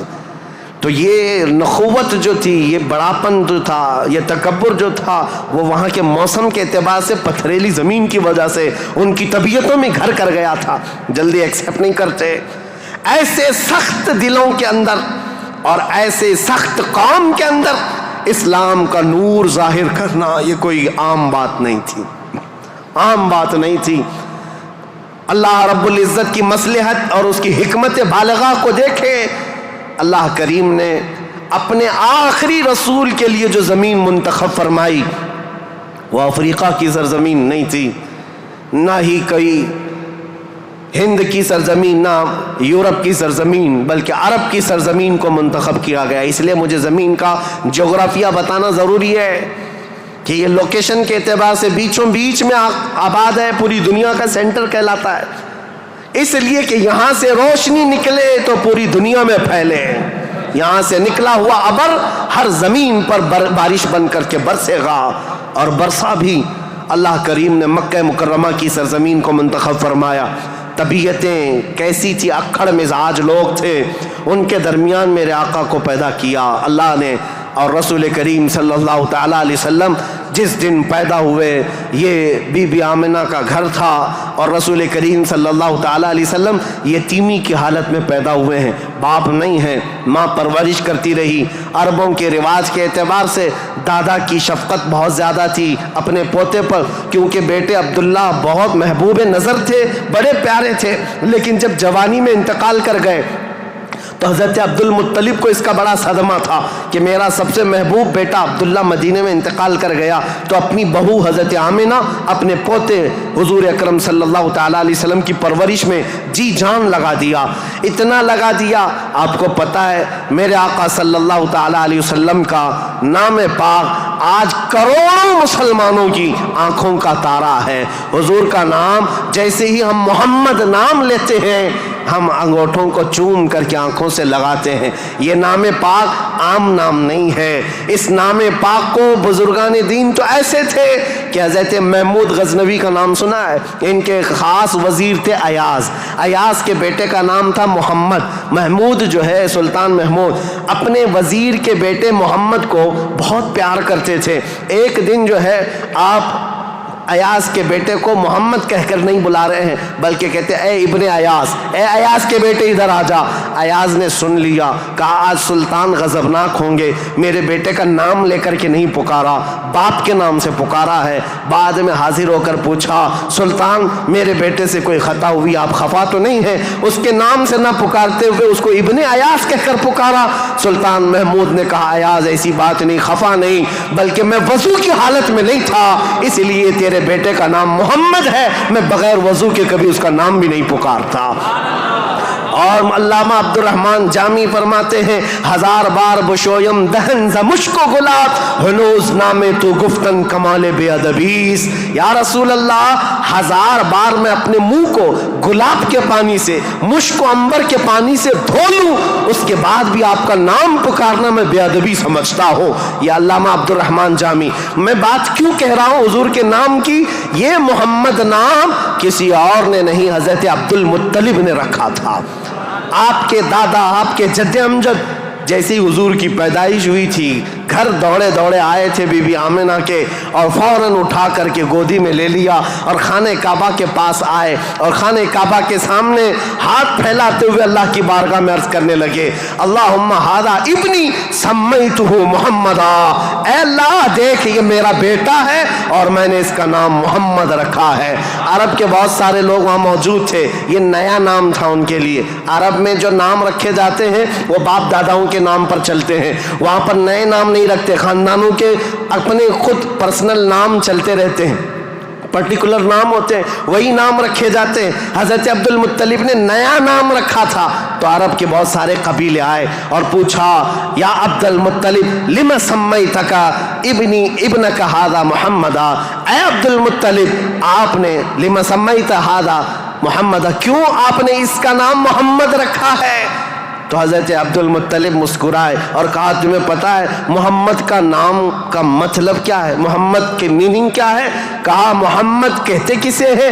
محمد اس کو کہتے ہیں جس کی سارے لوگ تعریف کریں، سب سے زیادہ جس کی تعریف کی جائے اس کو محمد کہا جاتا ہے۔ حضرت عبد المطلب نے کہا میں نے اپنے اس بیٹے کا نام محمد اس لیے رکھا ہے کہ جب بھی کوئی نام لے تو نہ چاہتے ہوئے بھی میرے بیٹے کی تعریف ہو ہی جائے۔ آج میرے آقا کی شان میں کسی کو گستاخی کرنا بھی ہو، میرے آقا کا نام محمد لیتا ہے تو پہلے حضور کی تعریف کر ہی رہتا ہے، وہ کر کے ہی رہتا ہے۔ عزیزان گرامی وقار، حضور اکرم صلی اللہ تعالیٰ علیہ وسلم کو حضرت عبد المطلب نے بڑی شفقت دی۔ عرب کے مشہور قانون اور وہاں کے دستور کے مطابق کہ عرب لوگ اپنے بچوں کی حفاظت کے لیے، یعنی ان کی زبان کی حفاظت کے لیے دیہاتوں میں بھیجتے تھے کہ ان کی زبان محفوظ رہے۔ شہروں کی زبان جو ہے مکس ہو جاتی ہے، جیسے ممبئی کی زبان، اس کا کوئی اتا پتہ نہیں ہے، اس میں یو پی بھی ملا ہوا ہے اور راجستھان بھی ہے، گجراتی بھی ہے، کرناٹکی بھی ہے، سب ملا کر کے مکس ہو گئی کیونکہ ہر جگہ کے لوگ یہاں پر موجود ہیں۔ یہ شہر ہے اور شہروں میں ہر علاقے کے لوگ آتے ہیں، اپنی اپنی تھوڑی تھوڑی سی باتیں اس میں داخل کر دیتے ہیں اور یہ ایک مکسچر لینگویج بن جاتی ہے۔ اور اس کو پتہ ہی نہیں رہتا اس کی اوریجنل لینگویج کیا تھی۔ مکہ ایسا تھا کہ ہر جگہ سے لوگ آتے تھے، حج کے لیے آتے تھے اور کئی کئی مہینے رہتے تھے، تو کچھ لوگ عربی جانتے نہیں تھے، کوئی فارسی اس میں داخل کر دیا، کوئی الگ زبان عبرانی داخل کر دیا، سریانی داخل کر دیا، تو وہاں پر زبان کی حفاظت کی بہت ضرورت تھی، کیونکہ اس دور میں سب سے بڑا اگر کوئی عہدہ تھا تو زبان کا تھا۔ زبان جس کی اچھی ہو وہ عرب میں سب سے زیادہ عزت والا تھا، تو اس کے لیے مائیں اپنے بچوں کی زبان کی حفاظت کے لیے بچپن میں ان کی پرورش مکہ میں نہیں کرتی تھی، باہر بھیجتی تھی۔ اس رواج کے چلتے ہوئے 6 مہینے کے بعد حضور صلی اللہ تعالیٰ علیہ وسلم 6 مہینے حضرت آمنہ کی گود میں تھے، پھر وہ حلیمہ سعدیہ کے بخت چمکے، نصیبے چمکے کہ وہ دایا تھیں بنو سعد قبیلے کی۔ طائف سے آگے ایک علاقہ بنو سعد آج بھی موجود ہے، طائف سے 80 کلومیٹر دور، وہاں سے وہ آئی تھی، 180 کلومیٹر کا سفر کر کے آئی تھی، اور مکہ مکرمہ میں انہوں نے رسول پاک صلی اللہ تعالیٰ علیہ وسلم کو گود لے لیا۔ تفصیلات میں نہیں بتا رہا ہوں، تاریخ ہے کیونکہ ہم مولد شریف میں تفصیلات بیان کرتے ہیں، یہ تاریخ اسلام ہے، اس کے لیے میں چلتی چلتی مختصر جھلکیاں رکھ رہا ہوں۔ حلیمہ سعدیہ لے کر گئیں، 2 سال پرورش کر کے واپس لے آئیں حضرت آمنہ کے گھر۔ حضرت آمنہ اپنے نور نظر کو لے کر ساتھ رہتی۔ جب حضور کی عمر 6 سال کی ہوئی تھی تو 6 سال کی عمر میں حضرت آمنہ مدینہ نکلی، کیونکہ ان کا ننیحال بھی تھا اور اپنے شوہر حضرت عبداللہ کی قبر بھی وہاں تھی۔ انتقال کے بعد سے وہ گئی نہیں تھی، تو اپنے بیٹے کے بڑے ہونے کے بعد حضور صلی اللہ تعالیٰ علیہ وسلم کو لے کر کے وہ مدینے گئیں، ننیحال گئیں، اور اس کے بعد یعنی حضور کے ننیحال اور پھر واپسی میں حضرت عبداللہ کی قبر سے ہوتے ہوئے آ رہی تھیں، وہاں کی بیماریاں حضرت آمنہ کو بھی جکڑ لیں، ایسی بیمار ہوئیں کہ ابوا ایک جگہ ہے بدر کے قریب، ابوا مدینہ اور مکہ کے بیچ میں، حضرت آمنہ وہ زیادہ دیر آگے چل نہ سکیں، وہیں پر آپ کی وفات ہو گئی۔ حضور پاک صلی اللہ علیہ وسلم کی عمر پاک 6 سال کی ہے، خود رسول محترم صلی اللہ علیہ وسلم نے اپنے ہاتھوں سے اپنی ماں کو دفن کیا۔ حضور کے ساتھ اس وقت آپ کے والد کی ایک کنیز تھیں ام ایمن، یہ ساتھ رہتی تھیں، اور بس حضور صلی اللہ تعالیٰ علیہ وسلم واپس مکہ جب آئے، حضرت عبد المطلب کو جیسے پتہ چلا کہ حضرت عبداللہ کی بیوی آمنہ بھی انتقال کر گئیں، وہ فرط غم میں، جوش غم میں حضور صلی اللہ تعالیٰ علیہ وسلم کو ایسے قریب کر لیے کہ ایک لمحے کے لیے بھی اپنے آنکھوں سے اوجھل نہیں ہونے دیتے۔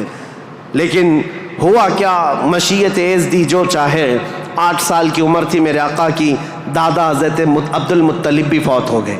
یہ دور گزرتا گیا، دادا حضرت عبد المطلب نے اپنے انتقال سے پہلے اپنے بیٹے حضرت عبداللہ کے سگے بھائی جناب ابو طالب کے حوالے کر دیا تھا اپنے اس پوتے کو۔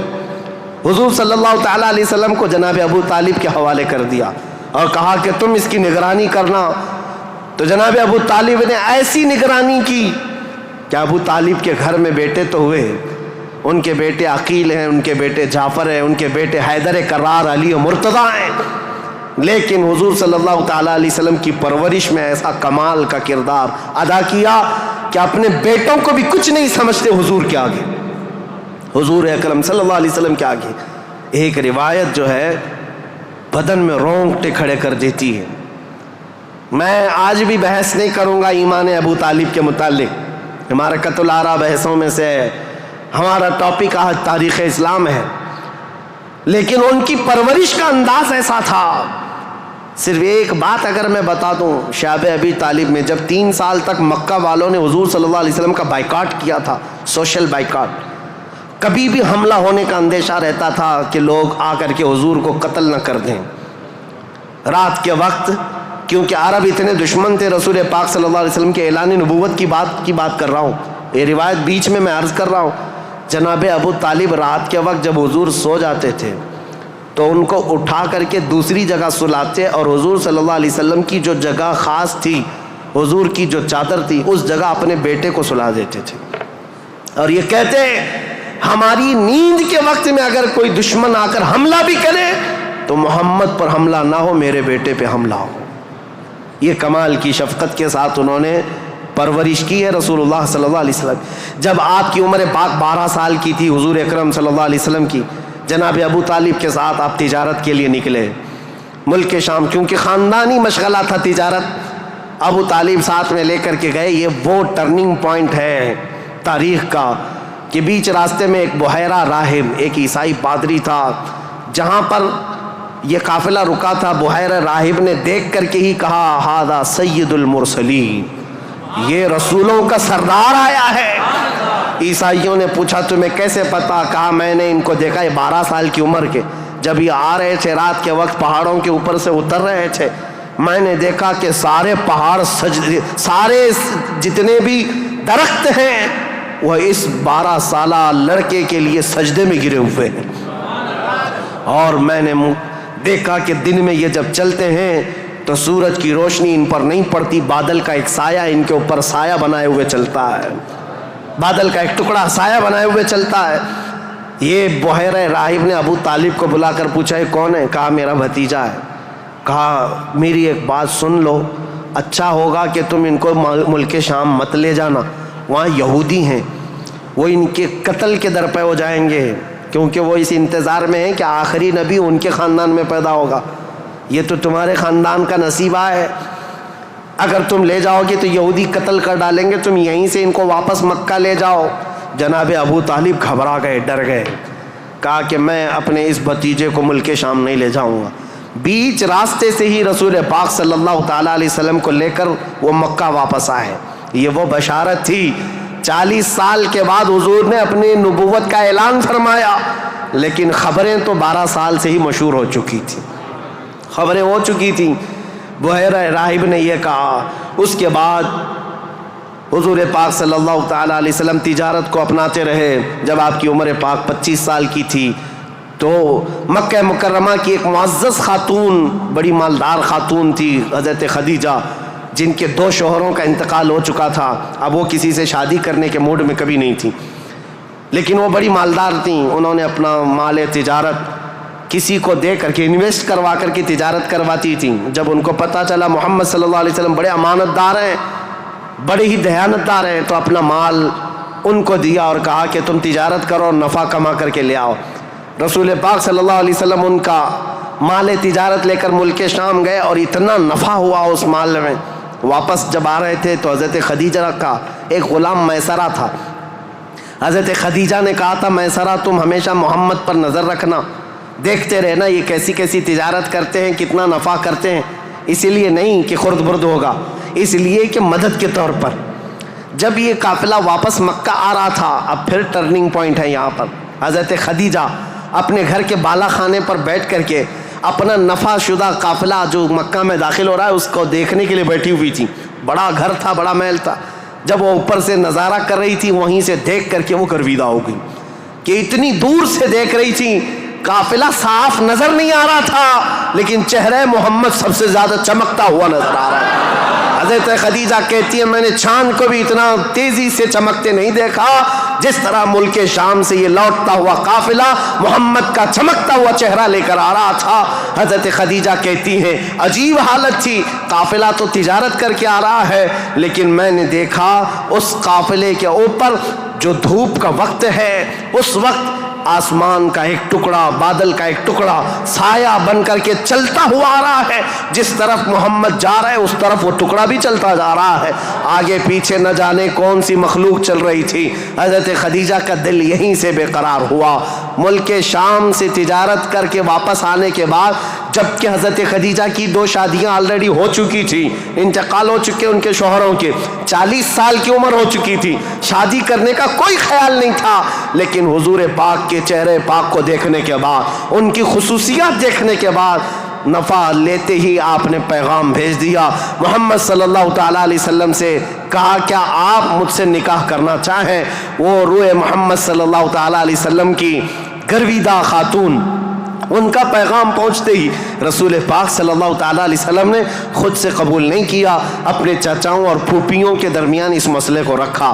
جناب ابو طالب تھے، سارے پھوپھیاں اور چچا بیٹھے، ان کے سامنے رکھا کہ حضرت خدیجہ کے پیغام نکاح آیا ہوا ہے. سارے لوگوں نے کہا تمہیں پتہ ہے خدیجہ پورے مکہ میں طاہرہ کے نام سے جانی جاتی ہیں، سب سے پاکیزہ خاتون. عزت تو ایسی تھی کہ ادنا سے ادنا آدمی بھی اور اونچا سے اونچا آدمی بھی حضرت خدیجہ کی طرف چہرہ اٹھا کر نہیں دیکھتا. ان کی عزت بڑی تھی.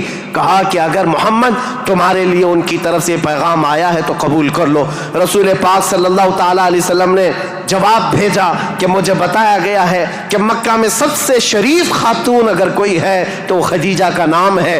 میرے عزیزو خاتون شریف کیوں نہ ہوگی؟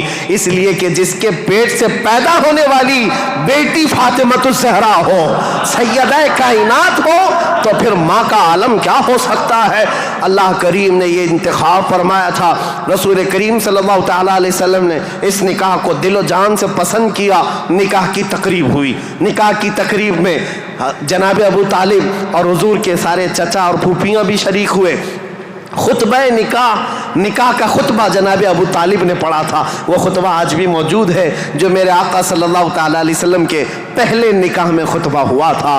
اس خطبے کے بعد نکاح مقرر ہونے کے بعد رسول کریم صلی اللہ تعالیٰ علیہ وسلم کی یہ شریک حیات, یہ رفیق حیات, یہ محبوب رب العالمین سیدہ خدیجہ حضور کی ایسی وفا شعار خاتون بن کر کے رہی کہ اللہ کی قسم آج بھی پوری روئے زمین پر جو میرے آقا کی اولاد سادات کے نام سے جانی جاتی ہیں وہ کہیں اور نہیں, وہ خدیجہ کی بیٹ سے پیدا ہونے والی اولاد ہے. حضرت خدیجہ کے بطن سے میرے آقا کی 6 اولاد ہوئیں, 3 بیٹے اور 3 بیٹیاں. رسول کریم صلی اللہ تعالیٰ علیہ وسلم کی 6 اولاد کی ماں حضرت خدیجہ ہے. یہ بڑی الفت و محبت کی زندگی گزری ہے میرے آقا صلی اللہ علیہ وسلم کی. لیکن جب میرے آقا کی عمر پاک 50 سال کی ہوئی اور حضرت خدیجہ کی عمر اس وقت تقریباً آپ اندازہ کر سکتے ہیں 25 سال زیادہ تھی, 75 سال کی خاتون تھی. 75 سال کی خاتون, اللہ اکبر, 75 سال کی خاتون کس کو کہتے ہیں؟ عمر کا وہ پڑاؤ جس میں بوڑھا اپنے اعضاء سے مجبور ہو جاتا ہے اور اس کے پٹھے جواب دے جاتے ہیں, چلنا پھرنا دوبھر ہو جاتا ہے. لیکن قسم خدا کی جب میں یہ روایت پڑھتا ہوں کہ جب رسول کریم صلی اللہ تعالیٰ علیہ وسلم 3000 فٹ اونچی پہاڑی غار ہرا میں جا کر عبادت کرتے تھے, کبھی 2 دن تک نہیں آتے تھے, تو 75 سال کی یہ خاتون دن میں 2 مرتبہ پہاڑی پر جاتی تھی کھانا لے کر کے اور اترتی تھی. آج میں بتاؤں ہم جیسوں کی جوانی میں 1 مرتبہ پہاڑ پر چڑھ کر کے آ جائیں 8 دن تک پٹھے درد کرتے ہیں, پیر درد کرتے ہیں. میں سمجھ نہیں پاتا وہ خدیجۃ الکبریٰ کی وفا شعاری کو دن میں 2 مرتبہ اپنے نبی پاک اپنے رفیق حیات کے لیے اوپر جاتی تھی, نیچے آتی تھی. کبھی رسول اللہ پہاڑ سے اتر رہے ہوتے, حضرت خدیجہ گھر کے باہر آ کر کھڑی ہوتی, کڑی دھوپ ہوتی, سورج کی تمازت ہوتی, لوگ چلتے پھرتے کہتے خدیجہ اپنے شوہر کا انتظار کر رہی ہو؟ کہتی ہاں میرے شوہر پہاڑ سے اتر رہے ہیں, غار ہرا سے آ رہے ہیں. اس وقت لوگ کہتے خدیجہ اندر چھاؤں میں بیٹھو, انتظار کرو, ان کے آنے میں کافی وقت ہے. خدیجہ کہتی میرا دل گوارا نہیں کرتا میرا شوہر دھوپ میں اتر رہا ہو اور ان کی عورت چھاؤں میں بیٹھی رہے. جب تک وہ دھوپ میں اترتے رہیں گے میں دھوپ میں کھڑی رہوں گی. یہ وفا شعاری ایسی تھی. آپ کو پتا ہے سب سے پہلی وہی قرآن کی جو غار ہرا میں آئی ہے, جبرائیل امین لے کر کے آئے ہیں. اسلام کی تاریخ میں اگر یہ نہ بتائیں تو ابتدا ہی نہ ہوگی, کیونکہ رسول اللہ صلی اللہ تعالیٰ علیہ وسلم جب 40 سال کی عمر میں تھے غار ہرا میں جا کر عبادت کرتے, جبرائیل امین آئے قرآن کی آیتیں لے کر اور حضور سے کہا اقرا. حضور نے کہا ما انا بقاری, میں نہیں پڑھوں گا. وہ کہتے تھے پڑھو, حضور کہتے میں نہیں پڑھوں گا. سینے سے سینہ لگا کر دبوچتے تھے. 3 مرتبہ ہوا, 4تھی مرتبہ کہا اقرا بسم ربک الذی خلق, پڑھو اس رب کے نام سے جس نے پیدا کیا ہے. رسول محترم صلی اللہ تعالیٰ علیہ وسلم نے پڑھنا شروع کیا اور پھر آیتیں سب سے پہلے جو آئی ہیں اسلام کی ابتدا نور الہی کا ظہور ہے, نور الہی کا نزول ہے. اللہ کا کلام اتر رہا ہے پہاڑ پر, پہاڑ کی چوٹیوں پر, جس کو آج بھی جبل نور کہا جاتا ہے. نور کی پہاڑی جہاں نور اترا, نور کا پہاڑ ہے. اور کس پر اترا؟ جس پر اترا وہ نور علی نور ہے. قرآن کی آیتیں آئیں، اقرأ بسم ربک الذی خلق خلق الانسان من علق اقرأ وربک الاکرم الذی علم بالقلم علم الانسان ما لم يعلم. یہ 5 آیتیں دے کر جبرائیل امین چلے گئے. رسول پاک صلی اللہ تعالیٰ علیہ وسلم پر جو وحی آئی تھی اس کا اثر ایسا تھا، سخت ٹھنڈیوں کے دن تھے، موٹے موٹے پسینے کے بوند پیشانی سے نکلتے تھے. جب رسول پاک تشریف لائے پہلا واقعہ دیکھا تھا حضور نے، پہلا واقعہ تھا جبرائیل امین اس طرح آیتیں لے کر آئے. یہ آیتیں اترنا آسان بات نہیں. قرآن خود کہتا ہے، میرا مولا فرماتا ہے اگر ہم یہ پہاڑوں پر اتار دیتے پہاڑ ریزہ ریزہ ہو جاتے، ٹکڑے ٹکڑے ہو جاتے، لیکن قلب مصطفیٰ نے اس کا بوجھ اٹھا لیا ہے. رسول اللہ کے دل نے اس امانت کو اٹھایا تھا، لیکن چل کر کے دنیا کا وہ پہلا انسان، دنیا کی وہ پہلی شخصیت ہے جس کو قرآن سنایا میرے آقا نے، وہ کوئی اور نہیں، ام المومنین سیدہ خدیجۃ الکبریٰ ہے. آئے رسول پاک صلی اللہ تعالیٰ علیہ وسلم، گھر آتے ہی فرمایا میرے پاس ایک فرشتہ آیا، سینے سے سینے لگایا اور اس نے یہ آیتیں اللہ کی طرف سے سنائی، مجھے کمبل اڑاؤ، زمیلونی زمیلونی، بار بار کہتے مجھے کمبل اڑاؤ، سخت ٹھنڈیاں لگ رہی ہیں. سیدہ خدیجۃ الکبریٰ کی باتیں یاد رکھو، تاریخ میں آج بھی لکھی ہوئی ہیں. ڈھارس بندھانے والی، تسلی دینے والی، حوصلہ دینے والی خاتون ہو تو زندگی کمال کی ہے. عزیزان گرامی کہتی ہیں اے محمد عربی صلی اللہ تعالیٰ علیہ وسلم، اے اللہ کے رسول، آپ یتیموں کا بوجھ اٹھاتے ہیں، آپ بیواؤں کی مدد کرتے ہیں، آپ کمزوروں کا ہاتھ پکڑتے ہیں، آپ کے ساتھ کبھی برا ہو ہی نہیں سکتا. یہ جو اترا ہے وہ آپ کی بھلائی کے لیے ہے. ان قریب آپ دیکھیں گے زمین و آسمان کی ساری چیزیں اللہ تعالیٰ آپ کے لیے مسخر فرما دے گا. یہ خدیجۃ الکبریٰ رضی اللہ تعالیٰ عنہ کی حوصلہ افزائیاں تھی. یہاں سے میرے آقا صلی اللہ تعالیٰ علیہ وسلم پھر مکہ تشریف لائے، اور آپ کو پتہ ہے سب سے پہلے مکہ مکرمہ میں اب تاریخ اسلام کی شروعات ہے. تاریخ اسلام کی شروعات ہے. اسلام کی تاریخ سے پہلے میں نے اتنا بیک گراؤنڈ بتا دیا، تاریخ بتا دی، حالات بتا دیے، سیاسی حالات، مذہبی حالات، اخلاقی حالات. اب جو شروعات ہوئی وہ کہاں سے؟ غار حرا سے شروعات ہوئی. اور اس کے بعد سب سے پہلے گھر آئے میرے آقا، اور سب سے پہلا مسلمان جو اسلام میں داخل ہوتا ہے وہ کوئی اور نہیں، ام المومنین خدیجۃ الکبریٰ. گھر والی سب سے پہلے اسلام میں داخل ہوئی ہیں. روایتوں کی تطبیق کے اعتبار سے الگ الگ مفسرین محدثین نے بیان کیے ہیں. سب سے پہلے اسلام لانے والوں میں صدیق اکبر بھی ہیں، مولا کائنات بھی ہیں، اور حضرت خدیجہ بھی ہیں، حضرت زید بھی ہیں، حضرت بلال بھی ہیں. سب کی کیٹیگری کے حساب سے ان کو اول درجے میں رکھا گیا. عورتوں میں سب سے پہلے حضرت خدیجہ، بچوں میں مولا کائنات. بہرحال سب سے پہلا جو اسلام شروع ہو رہا ہے وہ حضرت خدیجہ خود کے گھر سے رسول اللہ نے شروع فرمایا، اور اس کے بعد پھر مکہ والوں کو جمع فرمایا. مکہ کے سارے لوگ حضور کی بڑی عزت کرتے تھے، لوگ اپنی امانتیں حضور کے پاس رکھتے. آپ کا لقب تھا امین اور صادق. لوگ آپ کو امین کہہ کر پکارتے یا صادق کہہ کر پکارتے. اپنے مشوروں میں حضور کو دیکھتے تھے تو خوشیوں سے پھولے نہیں سماتے تھے. وہ کہتے کہ اگر محمد کسی مجلس میں بیٹھ جائے تو اللہ کی رحمت ہی رحمت ہے. اس وقت بھی عرب حضور صلی اللہ علیہ وسلم کا بڑا احترام کرتے، بڑی عزت کرتے. اس دن حضور نے جیسی دعوت دی پورا مکہ ٹوٹ پڑا، سب آ گئے. حضور نے سب سے پہلے ان سے سوال کیا، اے مکہ والو، اگر میں یہ کہوں اس پہاڑ کے پیچھے ایک فوج ہے جو تم پر حملہ کرنا چاہتی ہے تو تم کیا کہو گے اس بات پر؟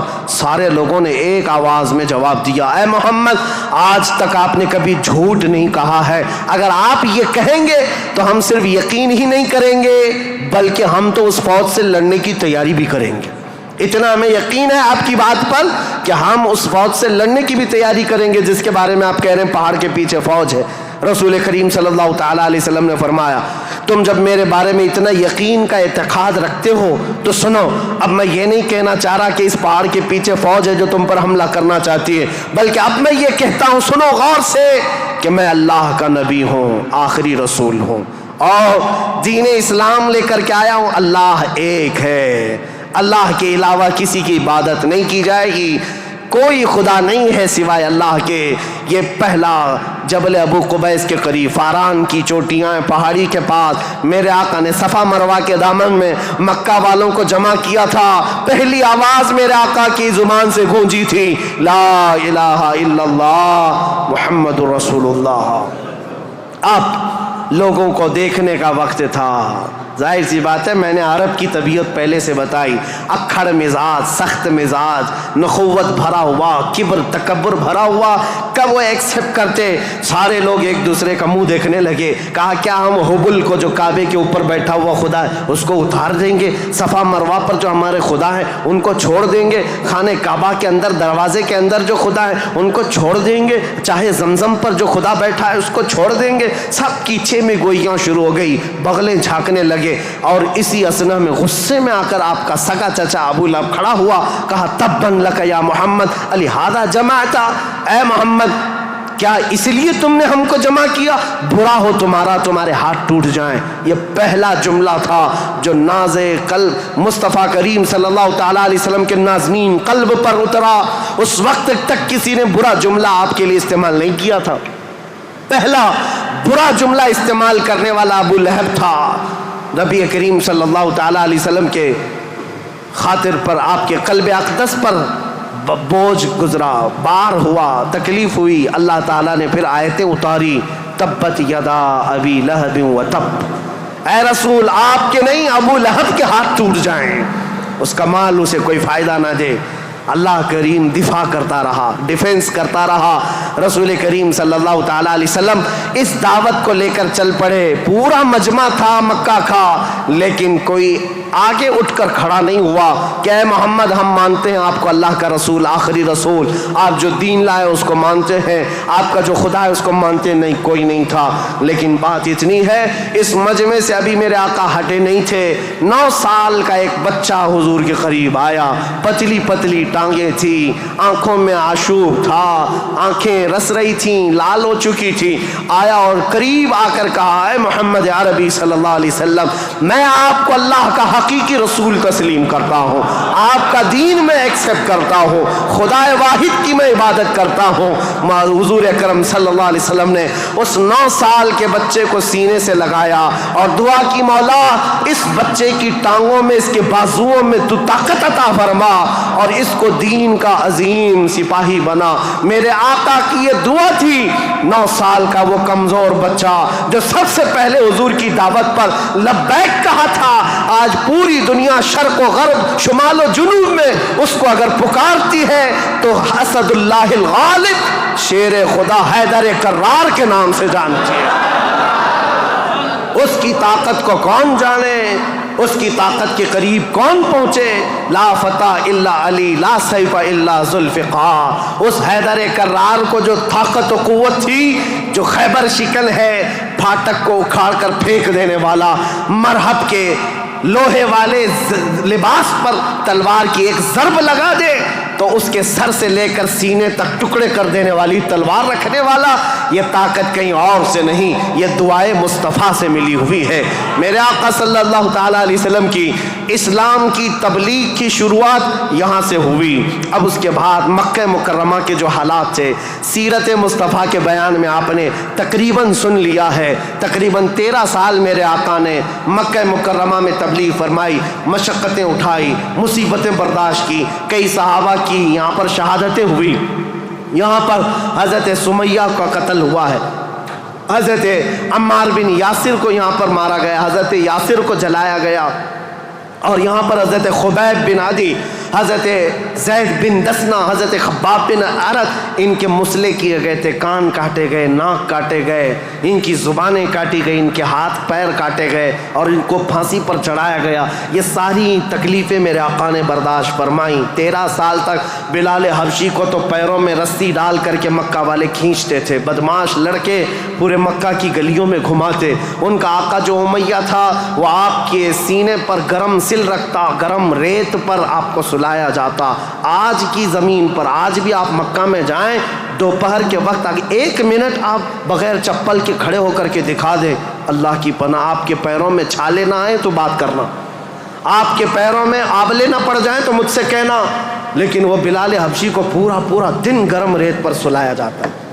پیٹ گل گئی تھی اور ان کے پیٹ سے گوشت نکل کر کے چربی میں تبدیل ہو گیا, چربی نکل گئی تھی, ریڑھ کی ہڈی دکھتی تھی. یہ حضرت بلال کے ساتھ ہوئے. یہ باتیں اس لیے میں عرض کر رہا ہوں, ان ظالموں کو آج صرف حضور کی جنگیں نظر آتی ہیں. حضور پاک کے ساتھ مکہ والوں نے جو دہشت گردی کی تھی, جو آتنک مچایا تھا, وہ کیوں نہیں بیان کرتے؟ 13 سال تک تلوار نہیں اٹھائی, نہ تلوار اٹھانے کا حکم دیا. 13 سال برداشت کیے, سوشل بائیکاٹ بھی برداشت کیا, حضور نے پتے کھائے, چمڑے ابال کر کھائے, سب برداشت کیا. پھر ہجرت بھی کیا, اپنا وطن بھی چھوڑا. اب مدینہ طیبہ تشریف لے گئے. اب یہاں سے اسلامی حکومت کی اسٹیبلشمنٹ ہوتی ہے, بنیاد رکھی جاتی ہے. اور میرے دین کی بنیاد جہاں رکھی گئی وہ بہت بڑا کروڑوں کا بنایا ہوا پارلیمنٹ نہیں تھا, وہ کھجور کے چھالوں سے, کھجور کے پھڑ سے بنایا ہوا چھپر کا ایک چھوٹا سا گھرانہ جس کو مسجد نبوی کہا جاتا ہے. یہ مسلمانوں کا مرکز تھا, یہ پارلیمنٹ تھا میرے آقا کے. یہاں سے اسلام کی حکومت کا آغاز ہوتا ہے, یعنی اسٹیبلشمنٹ جو ہوئی. اب یہاں سے رسول اللہ صلی اللہ علیہ وسلم نے باضابطہ بادشاہوں کو اسلام کی تبلیغ دی, لوگ جوک در جوک اسلام لاتے رہے. اور اس کے بعد اسلامی فتوحات بھی ہوئیں, غزوات ہوئے, جنگیں ہوئیں. نبی کریم صلی اللہ تعالیٰ علیہ وسلم کا یہ جو مدنی دور ہے حضور کا, یہ بڑے سنہرے ابواب میں لکھا گیا. وہ ہجرت کا 8واں سال تھا. انشاءاللہ العزیز کل میں حضور اکرم صلی اللہ علیہ وسلم کے مدنی دور کے آخری حالات اور پھر حکومت کا جو اسٹیبلشمنٹ ہے اور اس کے بعد خلافت کا آغاز, جو خلافت کی تاریخ ہے, کیسے خلافت قائم ہوئی, کس طرح سے خلافت کے لیے معاملات آئے, انشاءاللہ تاریخ اسلام کی آگے کی اور بنیادیں آپ کے سامنے رکھیں گے. اور پھر میں آخر میں یہی کہوں گا, میرے آقا کا میں نے ذکر کیا ہے, ہماری ہمت اب جواب دے رہی ہے. پسینے آ گئے, تھک گئے ہیں, سن کر کے ہو سکتا ہے کوئی نہ تھکے, بول کر کے میں نہ تھکتا ہوں, لیکن بات طبیعتوں کے تقاضے کی ہے. حضور کا ذکر ایسا ہے, میرے آقا کا ذکر ایسا ہے, جس پر کل میں نے جو شعر کہا تھا وہی آج کہتا ہوں. جو کچھ بیاں ہوا وہ آغاز باب تھا, یہ قصہ لطیف ابھی ناتمام ہے, لیکن رضا نے ختم سخن اس پہ کر دیا. خالق کا بندہ خلق کا آقا کہوں تجھے. وآخر دعوانا الحمدللہ رب العالمین. السلام علیکم.